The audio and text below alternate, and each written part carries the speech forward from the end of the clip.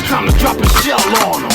Rain, boogie, farewell, garbage them seeds. We got the nails to seal your coffin. Plus this long hammer guarantees we gon' offer the deal, the sign, the seal. Sonny, the streets talking. Now welcome back to the business of battle rap. The business of battle rap. This is the podcast where we pull back the curtain on how the culture makes its money.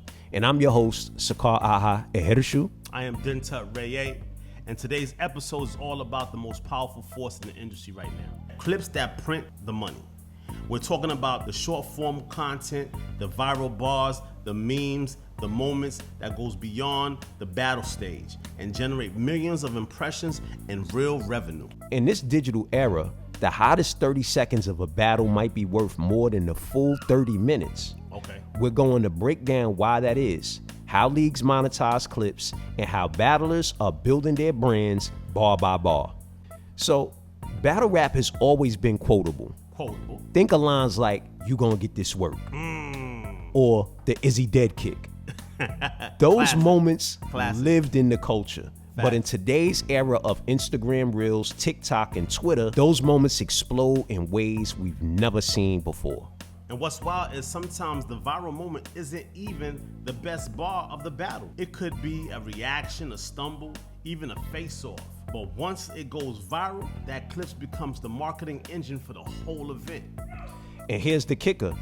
One clip can generate hundreds of thousands, even millions of views. For leagues, that's free advertising. For battlers, that's brand equity. Okay. And for sponsors, that's digital gold.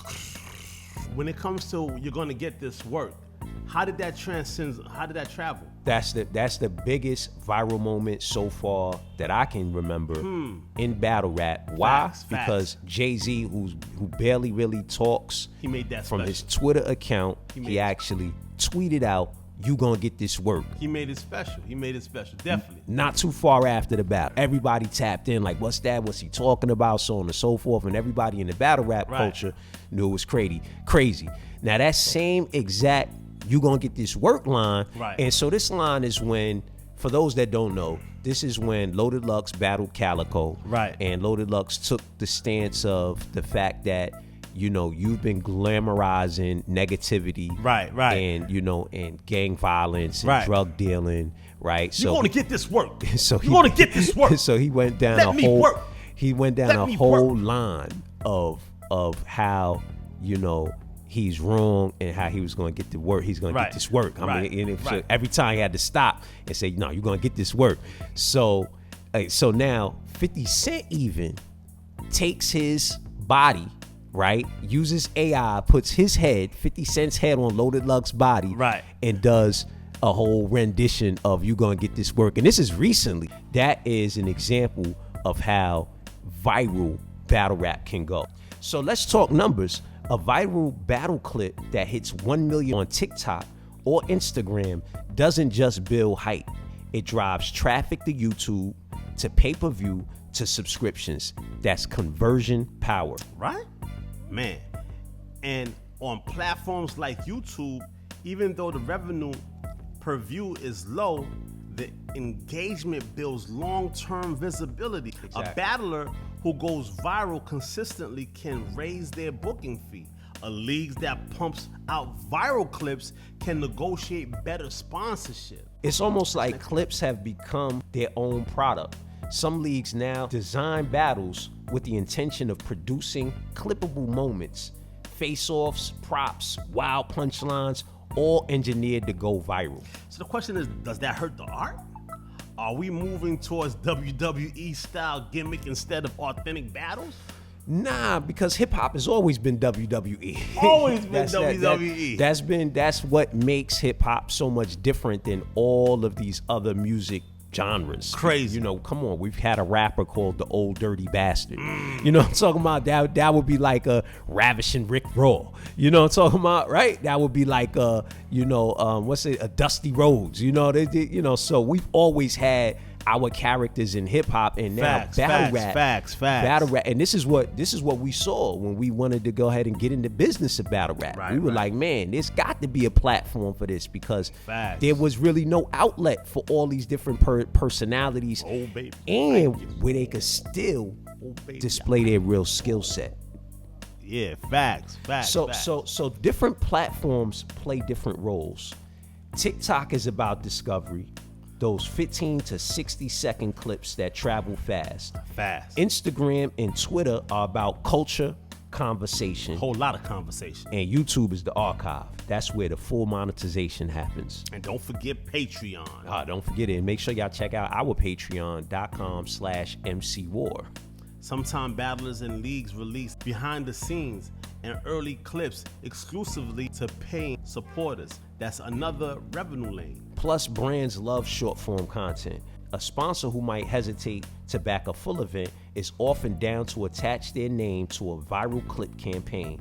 It's cheaper, it's targeted, and it's measurable. So, what's an example? Monster Energy could be, an example of perfect, that those bars. He's a monster. That they say that in hip hop. I think they say that all through between Savage. You got Savage and Monster. He's a monster. So that could be that's a monster bar, right? So they're easy to me, right? Clips that you could go ahead and share. Something that we're going to go ahead and share with Monster. And then another example would be Austrian audio, for the companies that for use the clarity of the microphone. Today we're utilizing Austrian audio. So I mean, especially if they're holding the mic, right? The viral clip, them holding that microphone, spitting. With MC War, of course, that's something we can do. That's a fact because of the fact that we use mics in the battles. That's a fact. That's a whole fact. Let's hit some other case studies, right? So you got, of course, Tay Roc's gas station line. You got Lux's You Gonna Get This Work. Okay. And Hitman Holla's wild crowd control moments when he brings it back. Let's rewind. Each of those clips became bigger than the battle itself. And even beyond the United States, look at FlipTop in the Philippines. Clips of battles that rack up millions of views, sometimes more than the entire URL battles, because of the clips travel outside of the hardcore battle rap fans. And then you've got battlers who specialize in being viral. Charlie Clips, no pun intended, knows how to turn every moment into a quotable that raises his stock every time. Yeah, let's talk about that. So engineering viral clips, I think that the mindsets are just getting into that. I think it's been organic up to this point. Right. Maybe Big K's paperwork. I think Matt Hoffa did it first. Engineered, right? He brought the owners of the definitely LOM, definitely. And then he had the paperwork that he owned it. Definitely. Whatever. So I think he constructed it. Whether or not did it go viral, I don't know, but that was definitely engineered. I think it kind of went viral. You know what I mean? And I think went viral. I think Big K piggyback off of that because I think Matt Hoffa was first.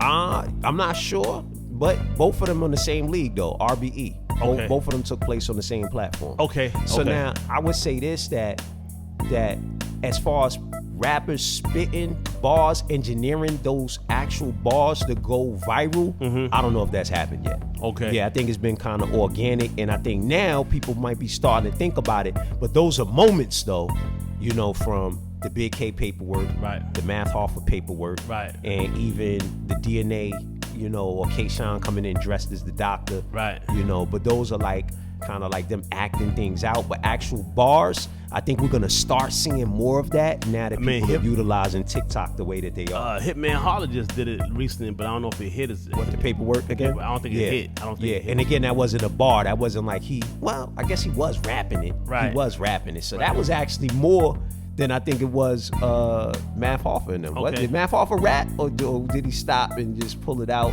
Or was he rapping? Was it rhyming? I think he might have stopped. I'm not sure if he rapped it and rhymed it and everything. I'm not sure. Right. So where's this going? We're heading towards a clip-first economy. The clip is the commercial for the battle. Clip-first economy. Crazy. Exactly. So the clip is the commercial for the battle. It's the funnel that drives fans to subscribe, buy merch, and buy tickets. I can even see leagues selling clip sponsorships like this viral moment's brought to you by Monster Energy. Exactly. It sounds funny, but we already see it in sports highlights and gaming. And for battlers, it's about strategy. If you can consistently create viral moments, you control your market value. The culture might debate who's the best lyricist, but the business world rewards who gets the most engagement. The battle doesn't end with the third round anymore. It lives forever in clips. That's the new battlefield. I agree. So that wraps up this episode of the Business of Battle Rap, Clips That Print Money. We broke down how short-form content is reshaping the industry, while leagues chase viral moments, and how battlers are cashing in. Next episode, we're talking about from bars to brands, how battlers and leagues are expanding beyond rap into merchandising, liquor deals, cannabis, TV, and more. This is the Business of Battle Rap. Subscribe, share, keep building with us, because the culture is the content and the content is the currency. The Business of Battle Rap.